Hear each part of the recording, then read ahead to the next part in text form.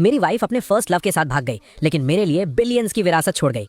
मुझे रोते हुए उस बैंक बैलेंस को इनहेरिट करना पड़ा जो एक फोन नंबर जितना लंबा था। और फिर मैंने पूरे 70 सालों तक एक शानदार लाइफ जी। कोई 9 to 5 जॉब नहीं, कोई बॉस का चाटा खाना नहीं। मेरी रोज की सबसे बड़ी टेंशन यही थी कि ये पैसे खर्च करने पर और ज्यादा कैसे बढ़ते जा रहे हैं। जब मैं 100 साल की उम्र में शांति से मरा, तब भी मैं यही सोच रहा था कि बिना कुछ किए अमीर पत्नी के पैसों पर जीना कितना मजेदार था। लेकिन किसे पता था कि अगले ही पल मैं 70 साल पीछे रीबर्थ ले लूंगा। एंगेजमेंट के दिन मेरे डैड ने कहा, बेटा मुझे पता है कि तुम्हें बुरा लग रहा है। सू वैंग क्वीन के दिल में वो ली जिंग हुई बसा है, लेकिन हमारी टियान फैमिली की फंडिंग के लिए क्या तुम इस शादी को बर्दाश्त नहीं कर सकते? एक अमीर औरत जिसे प्यार में कोई इंटरेस्ट नहीं, वो मुझे अमीर और आजाद बना रही है। इस बारे में एक सेकंड भी सोचना पैसों की बेइज्जती होगी।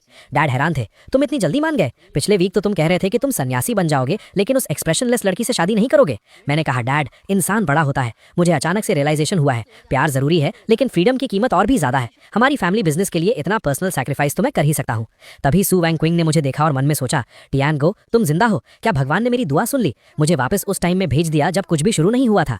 पिछली लाइफ में मैंने उस फेक फर्स्ट लव के लिए तुम्हारी पूरी जिंदगी बर्बाद कर दी। इस लाइफ में मैं तुम्हारी तरफ कदम बढ़ाऊंगी। वो मेरी तरफ आ रही थी, वो एक किलर ऑरा के साथ आ रही थी। हालांकि वो बहुत धीरे चल रही थी, लेकिन मुझे लगा कि उसका हर कदम मुझे कुचलने की प्लानिंग कर रहा है। उसने अपना हाथ बढ़ाया। क्या वो मुझे थप्पड़ मारने वाली है या सीधा गला दबाने वाली है? बॉस सू, चेहरे पर मत मारना, मुझे इसी चेहरे के दम पर फ्री की रोटियां तोड़नी है। लेकिन उसने मुस्कुराते हुए कहा, हबी इस बार तुम भाग नहीं पाओगे। ये स्माइल मुझे ऐसी क्यों लग रही है जैसे वो मुझे कच्चा चबा जाएगी। खैर, जब तक मेरी विरासत खतरे में नहीं है, मुझे खा भी ले तो चलेगा। लेकिन उसकी पकड़ इतनी मजबूत थी। बॉस सू, आराम से बात करते हैं। हालांकि मैंने खुद को आपकी फैमिली को बेच दिया है, लेकिन मैं अपना टैलेंट बेचता हूँ, बॉडी नहीं। हाँ, अगर पैसे बढ़ा दो तो बात अलग है। बॉस सू का माइंड चेंज होने से रोकने के लिए और अपनी रिटायरमेंट पॉलिसी को जल्दी एक्टिवेट करने के लिए अगली सुबह मैं ठीक से ब्रश भी नहीं कर पाया और उसे घसीट कर सिविल अफेयर्स ब्यूरो ले आया, जहां से पैसों की पवित्र महक आ रही थी। बॉस सू, मेरा मतलब है वाइफ सू, मैरिज सर्टिफिकेट मिल गया। अब मैं लीगली काम पर लग गया हूँ। तो क्या अब हम दोनों अपने अपने घर जाएं और उस एक्सीडेंट के होने का इंतजार करें? उसने कहा, टियान गो, पहले मैंने तुम्हारे साथ गलत किया, अब मैं तुम्हारी अच्छी वाइफ बनकर इसकी भरपाई करूंगी। हम तुम्हारे उस बड़े वाले फ्लैट में रहेंगे। मैं आज रात ही वहां शिफ्ट हो रही हूँ। क्या एक साथ रहेंगे? मैंने सोचा था सर्टिफिकेट मिलने के बाद मैं अपनी लग्जरी लाइफ को आराम से एंजॉय करूंगा, लेकिन बॉस सू मुझे दिखाना चाहती थी कि एक परफेक्ट वाइफ कैसी होती है। मैडम, ये कौन सी कुकिंग है? तुम तो घर में न्यूक्लियर टेस्ट कर रही हो। उसने कहा, हबी मैं तुम्हारे लिए कोला चिकन विंग्स बनाना चाहती थी, लेकिन इस पैन का अपना ही अलग प्लान था, वो अचानक से फट गया। पैन का प्लान था कि वो मरना चाहता है। ली जिंग हुई अभी तक वापस नहीं आया है। क्या तुम मुझे फिजिकल मेथड से मारकर अपनी विरासत बचाने का प्लान बना रही हो? बस करो बॉस सू, परेशान मत हो। हम गरीबों के बच्चे जल्दी बड़े हो जाते हैं। मैं कुछ भी खाकर काम चला लूंगा। उसने मन में सोचा, पिछली लाइफ में मैंने कभी इसके हाथ का बना खाना नहीं खाया था, तो घर का स्वाद ऐसा होता है। मैंने सोचा, इस टमेटो एंड एग डिश में मैं शुगर डालना भूल गया था, फिर भी वो इसे ऐसे खा रही है जैसे ये कोई मिशेलिन 3 स्टार डिश हो। खत्म। टियानगो, होश में आओ, उसके इस इनोसेंट लुक में मत फंसना। तभी उसने कहा, टियानगो आज ली जिंग हुई ने मुझे कॉल किया था।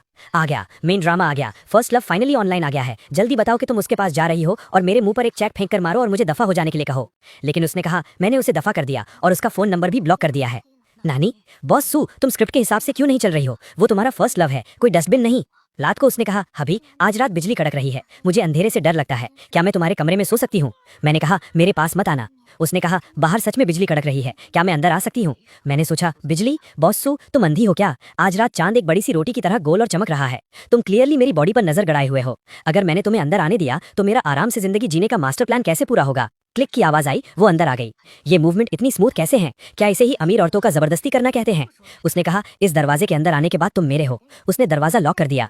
खत्म, सब खत्म। ये तो कमरे में बंद करके कुत्ते को पीटने वाली बात हो गई। नहीं, कमरे में बंद करके टियानगो को पीटने वाली बात नहीं। अगर मैंने फिजिकल स्ट्रेंथ का इस्तेमाल किया तो मैं पक्का हार जाऊंगा। मुझे अपना दिमाग लगाना होगा। मैं ऐसे कपड़े पहनूंगा जिससे उसका सारा इंटरेस्ट ही खत्म हो जाए।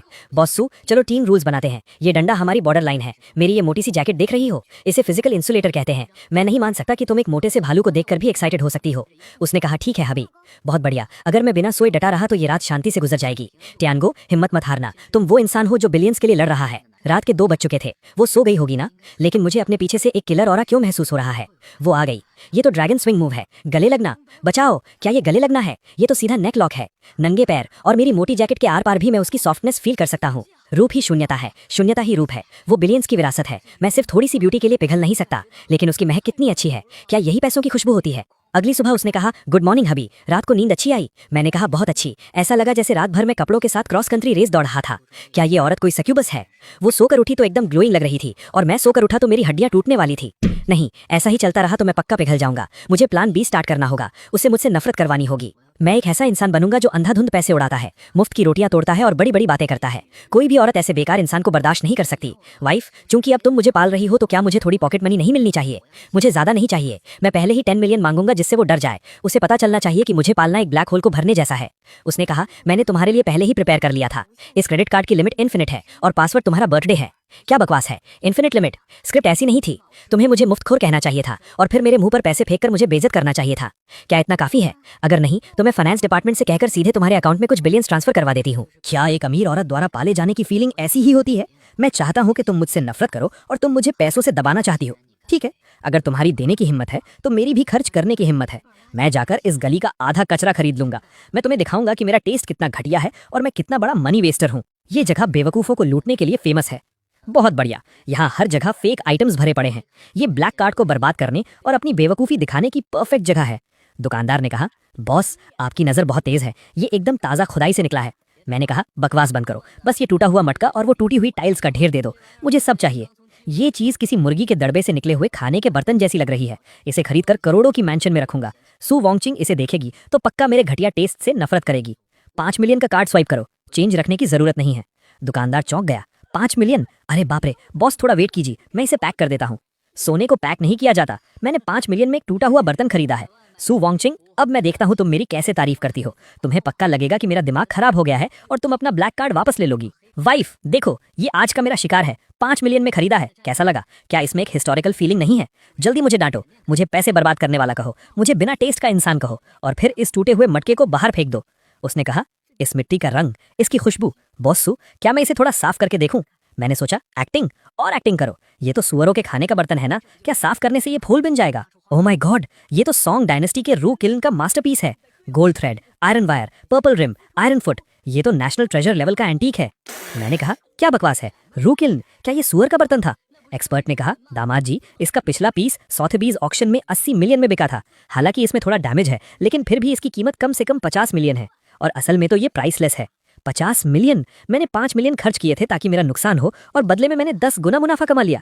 हे भगवान, क्या तुम सिर्फ मेरे साथ खेलने आए हो? क्या एक पैसे बर्बाद करने वाला इंसान बनना इतना मुश्किल है? सू वॉन्गचिंग ने कहा, हबी मुझे पता था कि तुम पैसे बर्बाद नहीं कर रहे। तुम तो बाहर से बेवकूफ और अंदर से जीनियस हो। तुम तो हिडन ट्रेजर्स ढूंढ रहे थे। तुम्हारी नजर उन एक्सप्लोट अप्रेजर्स से भी ज्यादा तेज है। मैंने मन में सोचा, तारीफ मत करो प्लीज, मेरी तारीफ मत करो। मैंने सच में पैसे बर्बाद किए थे। मैंने तो बस तुक्का मारा था। मुझे 50 मिलियन प्रॉफिट नहीं कमाना था, मुझे 5 मिलियन का लॉस चाहिए था। अली पेपर 50 मिलियन आ गए। उसने कहा, चूंकि तुमने ये 50 मिलियन का प्रॉफिट कमाया है तो इसे अपनी पॉकेट मनी समझो। दिल खोल कर खर्च करो। फैमिली के लिए पैसे बचाने की जरूरत नहीं है। मुझे मार डालो, जितना खर्च कर रहा हूँ उतना ही बढ़ रहा है। ये पैसे खर्च करने पर बढ़ते क्यों जा रहे हैं? क्या यही अमीरों का दर्द है? मुफ्त की रोटी खाकर मेरा पेट कुछ ज्यादा ही भर गया है। नहीं, ऐसा नहीं चल सकता। मुझे भड़ास निकालनी है। मुझे अपनी इस घटिया किस्मत को पसीने में बहाना होगा। उसने कहा, हबी पसीने में तुम बहुत सेक्सी लगते हो। व्हाट द हेल, ये नजर, अभी तो मैं पैसों के अटैक से बचा था, क्या अब मुझे फिजिकल टेस्ट भी देना पड़ेगा? मैंने कहा, वाइफ तुम अंदर कैसे आ गई? उसने कहा, तुम्हें इतनी मेहनत करते देखा तो सोचा तुम्हारी थोड़ी हेल्प कर दूं। हेल्प? मुझे तो लग रहा है तुम मेरा मर्डर करना चाहती हो। मैंने कहा, नहीं, जरूरत नहीं है। मुझे अपनी चेस्ट मसल्स ट्रेन करनी है, मुझे वेट्स उठाने हैं। मर्दों को खुद पर थोड़ा स्ट्रिक्ट होना चाहिए। उसने कहा, तो मैं तुम्हें स्पॉट करती हूँ, ध्यान रखना कहीं दांतों पर ना लग जाए। मैंने सोचा, गलती कर दी, ये एंगल तो और भी खतरनाक है। अगर मैंने आंखें खोली तो मैं उसके ऑरा में भस्म हो जाऊंगा। नहीं, ये मैं वेट्स थोड़ी उठा रहा हूँ, ये तो मेरे हार्ट पेसमेकर का टेस्ट हो रहा है। रिट्रीट, मुझे भागना होगा। मैंने कहा, मैं अपने कमरे में नहाने जा रहा हूँ। उसने कहा, भाग क्यों रहे हो? वर्कआउट के बाद स्ट्रेचिंग नहीं करोगे तो मसल्स अजीब हो जाएंगी, थोड़ा बर्दाश्त करो। ये स्ट्रेचिंग कहाँ है? ये तो मार्शल आर्ट्स की सबमिशन मूव है। क्या पिछली लाइफ में तुम शाओलिन टेम्पल से ट्रेनिंग लेकर आई हो? उसने कहा, हबी तुम्हारी बॉडी बहुत स्टिफ है, अब से रोज रात को मैं तुम्हें रिलैक्स करने में हेल्प करूंगी। रिलैक्स? क्या रिलैक्स? मेरी बॉडी एकदम फाइन है। मैं और वर्कआउट नहीं कर रहा, मैं नहाने जा रहा हूँ। बहुत भयानक, ये औरत तो एक मीठा जाल है। एक सख्त लौंडा भी उसके इस कॉम्बो मूव के आगे पानी पानी हो जाएगा। लगता है फिजिकल डिफेंस और पैसे बर्बाद करने वाली स्ट्रैटेजी पूरी तरह फेल हो चुकी है। अब मुझे अपना अल्टीमेट मूव चलना होगा। बॉसू, अगर तुम्हें मेरे पैसे बर्बाद करने से प्रॉब्लम नहीं है और मेरी स्टिफ बॉडी से भी दिक्कत नहीं है तो क्या तुम्हें मेरे बाहर किसी और औरत के पास जाने से डर नहीं लगता?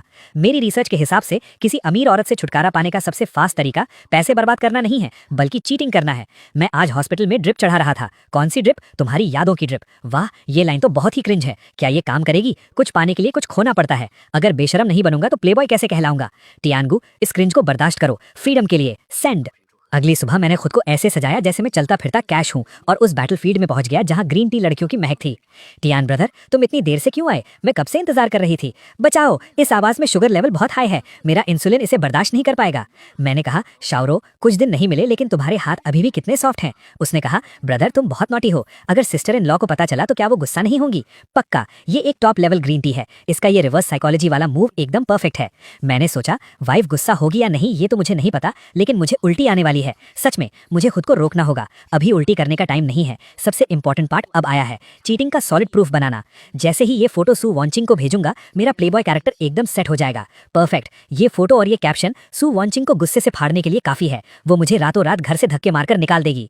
वाइफ, मैं आ गया। रास्ते में एक डेजर्ट शॉप मिली, वहां का टेस्ट बहुत अच्छा था और वहां की ओनर भी बहुत फ्रेंडली थी। उसने कहा, वो औरत कौन है? क्या ये तुम्हारी गुस्सा दिलाने की नई ट्रिक है? अभी तुम्हारा टेस्ट इतना घटिया कब से हो गया? उसने अपने असिस्टेंट से कहा, सिंडी, वेस्ट स्ट्रीट वाली उस स्वीट आर्ट शॉप का पता लगाओ, कल सुबह मुझे उसके प्रॉपर्टी पेपर्स अपनी डेस्क पर चाहिए। मैंने सोचा, नहीं, प्रॉपर्टी पेपर्स नहीं, कहानी इस तरफ नहीं जानी चाहिए। तुम्हें मुझ पर गुस्सा निकालना चाहिए, मुझे घटिया इंसान कहना चाहिए। तुम उसकी दुकान क्यों खरीद रही हो? तुम मोनोपोली बना रही हो। उसने कहा, और हाँ, आगे से बाहर जाते समय अपने कपड़े ठीक से पहना करो, मुझे पसंद नहीं कि कोई मेरी चीजों को देखे। खत्म। एनिमी के पास हद से ज्यादा पैसा होने के कारण मेरा प्लेबॉय प्लान फेल हो गया। मैंने तो बेचारी जियांगरो के लिए यमराज को बुला लिया है। जियांगरो, आई एम सॉरी, जल्दी भाग जाओ। कल का ग्रीन टी प्लान भले ही फेल हो गया, लेकिन कोई बात नहीं, आज ओल्ड मैंशन में डिनर के लिए जाना है। ये प्लान सी है, सोशल डेथ का सबसे बढ़िया मौका। मैं उस स्ट्रिक्ट बुढ़े के सामने अपना सबसे गवार और बदतमीज रूप दिखाऊंगा। सू वॉन्चिंग जैसी हाई क्लास लड़की डिनर टेबल पर पैर खुजाने वाले गवार आदमी को कभी बर्दाश्त नहीं कर पाएगी। उसने पूछा, हबी, तुम्हें ठंड लग रही है क्या? तुम कांप क्यों रहे हो? मैंने कहा, ठंड नहीं, बस खुजली हो रही है, बहुत दिन से नहाया नहीं हूँ, ऐसा लग रहा है मेरी बॉडी पर मशरूम हो आएंगे। मैंने सोचा, कैसा लगा? गंदा लगा ना? जल्दी मुझसे नफरत करो। उसने कहा, कोई बात नहीं, घर जाकर मैं तुम्हें नहला दूंगी। ये भी बर्दाश्त कर लिया? बॉस सू, तुम्हारी बर्दाश्त करने की लिमिट क्या मैरियाना ट्रेंच जितनी गहरी है? गाड़ी में तो बस ट्रेलर था, असली शो तो अब शुरू होगा। डैड ने कहा, चूंकि अब तुम्हारी शादी हो चुकी है तो बड़ों की तरह बिहेव करो। मैंने सोचा, मैं खाना खाते हुए पैर खुजाऊंगा, देखता हूं तुम खाना कैसे खाती हो। डैड चिल्लाए, अपने पैर नीचे रखो। मैंने कहा, वाकई बहुत स्वादिष्ट है। डैड, आप भी एक बाइट लीजिए, बिना हाथ धोए खाने में ही असली स्वाद है। डैड भड़क गए, बदतमीज, हमारी टियान फैमिली में तुम जैसा भुक्कड़ कैसे पैदा हो गया? वान किंग यही बैठी है, तुमने तो मेरी नाक कटवा दी, अब ये शादी पक्का टूट जाएगी। मैंने मन में सोचा, देखा बॉसू, ये है तुम्हारा हस्बैंड, एक गवार, बदतमीज और जाहिल इंसान। जल्दी से टेबल पलटो और चली जाओ, कहो कि तुम अंधी हो गई थी। उसने कहा, हबी ने बहुत दिनों से घर का खाना नहीं खाया है, इसलिए उसे इतनी भूख लगी है। उसने मन में सोचा, पिछली लाइफ में वो मेरी इज्जत बचाने के लिए हमेशा बहुत तमीज से खाता था, जबकि उसे बड़े बड़े बाइट लेकर मीट खाना पसंद है। इस लाइफ में मैं उसे वैसा ही रहने दूंगी जैसा वो है। उसने कहा, ये लॉबस्टर अच्छा है, इसे ट्राई करो। डैड ने कहा, वान किंग, क्या तुम्हें नहीं लगता कि ये बहुत गंवार है? उसने कहा, डैड, मुझे लगता है कि टियानगो बहुत रियल है, कोई दिखावा नहीं करता। अपने ही परिवार के सामने नाटक करना तो हिपोक्रेसी है। मुझे उसका ऐसे मजे से खाना बहुत पसंद है, इसमें बहुत मैनली फील है। मैंने सोचा, मैनली फील? ये तो साफ साफ पसीने की बदबू है। बॉसू, पक्का तुम्हारे टेस्ट में कोई बहुत बड़ी प्रॉब्लम आ गई है। डिनर टेबल प्लान फेल होने के बाद बुढ़े ने हमें स्टडी रूम में बुलाया। बहुत बढ़िया, लगता है अब फैमिली पनिशमेंट मिलने वाली है। डैड ने कहा, नाकारा लड़के, आज वान किंग के सामने ये तुमने कैसा बर्ताव किया? दिन भर आवारागर्दी करते हो, ऑफिस नहीं जाते, बस खाना पीना और ऐश करना आता है। क्या तुम पूरी टियान फैमिली को बर्बाद करना चाहते हो? मैंने कहा, बिल्कुल डैड, आपने एकदम सही कहा, मैं एकदम बेकार इंसान हूँ जो सिर्फ पैसे बर्बाद करता हूँ। मैंने मन में सोचा, सुना बॉसू, ये एक ऑफिशियली सर्टिफाइड बेकार इंसान है, जल्दी मुझसे डिवोर्स ले लो। उसने कहा, डैड, टियानगो को काम पर जाने की जरूरत नहीं है, मेरी कंपनी ही उसकी कंपनी है। अगर वो टियान फैमिली को बर्बाद भी कर दे तो भी सू फैमिली उसे पाल सकती है। डैड हैरान थे, तुम क्या कह रही हो? मैंने सोचा, मैडम, ये तो अंधा प्यार है, तुम मुझे बिगाड़ रही हो, तुम मुझे बर्बाद कर दोगी। नहीं, तुम मुझे ऐसा बना दोगी कि मैं कभी मेहनत ही नहीं करना चाहूंगा। उसने कहा, अब से मैं नहीं चाहती कि कोई भी उसे बेकार कहे, उसका काम सिर्फ खुश रहना है। पैसे कमाने और घर चलाने का सारा मुश्किल काम मैं करूंगी। खत्म, सब पूरी तरह से खत्म। ये पेरेंट्स से मिलना कहाँ था, ये तो मुफ्त खोरों का कोरोनेशन सेरेमनी चल रहा है। डैड, आपके बेटे का कुछ नहीं हो सकता, ये मुफ्त की रोटियां जबरदस्ती मेरे मुंह में ठूसी जा रही हैं। कल रात पेरेंट्स से मिलने वाली ट्रेजेडी के बाद मुझे गहराई से एहसास हुआ कि सू वान किंग की नजरों में मैं जो भी करता हूँ सब सही है। यहाँ तक कि अगर मैं सबके सामने पैर भी खुजाऊं तो वो उसे मेरी रियल पर्सनैलिटी मान लेती है। लगता है नॉर्मल बदतमीजी अब काम नहीं करेगी। सुबह उसने नोट छोड़ा, हबी, मैं पैसे कमाने जा रही हूँ, ब्रेकफास्ट टेबल पर है, तुम्हारी लविंग वान किंग। मैंने सोचा, लविंग? जब मैं तुम्हें पक्के तौर पर धोखा दूंगा तब देखता हूँ तुम कैसे प्यार करती हो। मैं उस जियांगरो के पास जाऊंगा, मैं उसके साथ चक्कर चलाऊंगा, मैं पूरी दुनिया के सामने सू वान किंग की बेइज्जती करूंगा। इसलिए मैं दोबारा उस डेजर्ट शॉप में गया जिसे सू वान किंग ने खरीद लिया था। हालांकि दरवाजे पर 2 गार्ड्स खड़े थे, लेकिन इससे मजा और बढ़ गया। इसे कहते हैं दिए तले अंधेरा, समझे? सबसे खतरनाक जगह ही सबसे सेफ जगह होती है।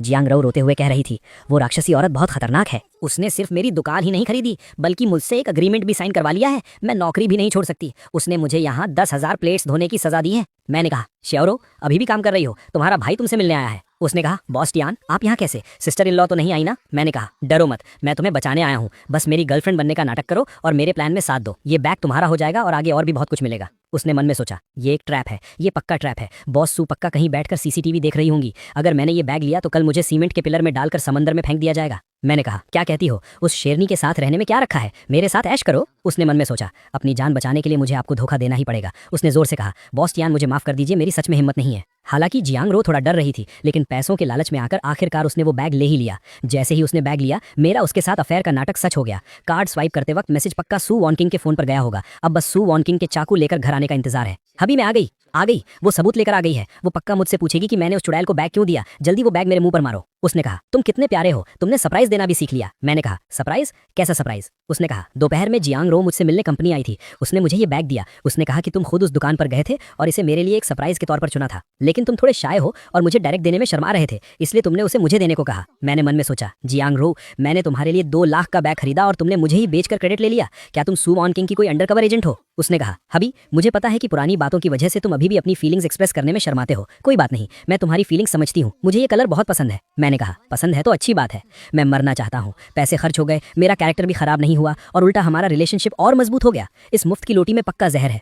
ली जिंग हुई, वो फेमस फर्स्ट लव, वो आदमी जिसने पिछली लाइफ में सू वॉनकिंग को इतनी तकलीफ दी थी, वो आखिरकार देश वापस आ गया। मेरा सेवियर आखिरकार आ गया। उसने कहा, टियान गो, मुझे पता है कि तुम डिवोर्स नहीं लेना चाहते, लेकिन तुम्हें समझना होगा कि वॉनकिंग और मैं एक दूसरे से सच्चा प्यार करते हैं। अगर तुम समझदार हो तो खुद पीछे हट जाओ, मैं तुम्हें कुछ पैसे दे सकता हूँ। मैंने कहा, ब्रदर जिंगहुई, आखिरकार तुमने ये बात कह ही दी। पैसों की कोई बात नहीं है, सच बताऊं तो मैं उस राक्षसी, मेरा मतलब है बॉस सू के जुल्मों से तंग आ चुका हूँ। तुम जल्दी उसे यहाँ से ले जाओ। वो हैरान था और मन में सोचा, इस आदमी को क्या हो गया है? क्या इसे गुस्से में मुझ पर चाय फेंकनी चाहिए थी? ये तो ऐसा लग रहा है जैसे अपनी वाइफ को पैक करके मुझे गिफ्ट कर रहा हो। मैंने कहा, मुझे पता है तुम अभी वापस आए हो, शायद तुम्हारे पास पैसों की कमी होगी। ये कार्ड रख लो, इसमें करोड़ों की लिमिट है, जितना चाहो उतना इस्तेमाल करो। जाओ वॉनकिंग के लिए बैग्स, डायमंड रिंग्स, यॉट खरीदो, जितनी रोमांटिक चीजें कर सकते हो करो। अगर तुम उसे पढ़ा लेते हो तो समझो ये कार्ड मेरी तरफ से तुम्हारी शादी का तोहफा है। बेस्ट ऑफ लक मेरे भाई, तुम ये लड़ाई हार नहीं सकते। मेरी आगे की आजाद जिंदगी तुम्हारे ही हाथों में है। ली जिंगहुई को मना लिया, अब बस सू वॉनकिंग को बेवकूफ बनाना था। मैंने शहर के सबसे लग्जरी कपल्स मूवी थिएटर को पूरी तरह से बुक कर लिया और उनके सालों बाद मिलने का एक पूरा सीन सेट कर दिया।